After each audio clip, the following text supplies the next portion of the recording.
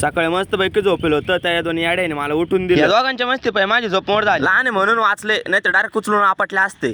आता तुम्ही म्हणत असतील दोघं चालले कुठं? आम्ही चाललो होतो केद्राईला. खूप दिवस झाले गेलो नव्हतं, म्हणलं आता जाऊन शिरोड्यात रसावाला आवाज देतो होता. रस प्यायले म्हणलं माय, म्हणलं आलोच. उसाचा रस पिऊन घेतला. समोर बघितलं तर म्हटलं याचं वजन किती असेल सांगा बरं आपल्याला. खडकजाम मध्ये आलो तर मामा येलच होता. आता तुम्ही म्हणत असेल का रे मामाला अरे करा करतो का? आपल्या मामाला सगळं चालून जात. मामा थोडा पण चान्स सोडत नाही, बोल लागला कसं धरायला. गाडी चालू झाली नाही तर हे दोन मामा तिला घेऊन असे पळत होते. गाडी चालू झाली लगेच निघालो. दोघं पण मामाचे बरं का. मस्त पैकी केद्राईला आलो. म्हणलं आता पहिले हातपाय देवायला जाऊ. बहादूर तोंडपा कसं देवतं. हातपाय देवले पहिले बारी लावली, पण बारीला गर्दी नव्हती. बरं झालं मोकळं दर्शन करून घेतलं. आता इकडे जेवढे उभे त्याच्यातले आपले दोन माणसं सोडून बाकीचे सगळे आपल्या मामाच होते. इकडे थोड्या सिरियस विषयावरती चर्चा चालू होती दोघांची. मामा मला ब्लॉग मध्ये घे पण शिवाय देऊ नको. म्हणलं वास का आता एवढा विश्वास नाही. मामा ना बेटा एवढासा विश्वास नाही. जाऊ दे आता हे कुत्र पाय किती भारी असं काय म्हटलं तर पण नाही सांगत आता एकाला राग. इकडे दोन गाठांमध्ये खूप मोठे भांडणं लागलेले होते नाही का. शिव्या देत होते वाटतं, मारे नव्हते. तुम्ही तुमचं मिटून घ्या, आमचं काय राईट नाही त्याच्यात. आम्ही जातो. आमच्यावरती हल्ला व्हायच्या आधी आम्ही पहिले पळून गेलो. तिकडून पळून आलो नाही तर मामा परत हे कुत्र घेऊन आलो. हो डॉगेश भाई के आगे कोई बोल सकता है क्या? डॉगेश भाई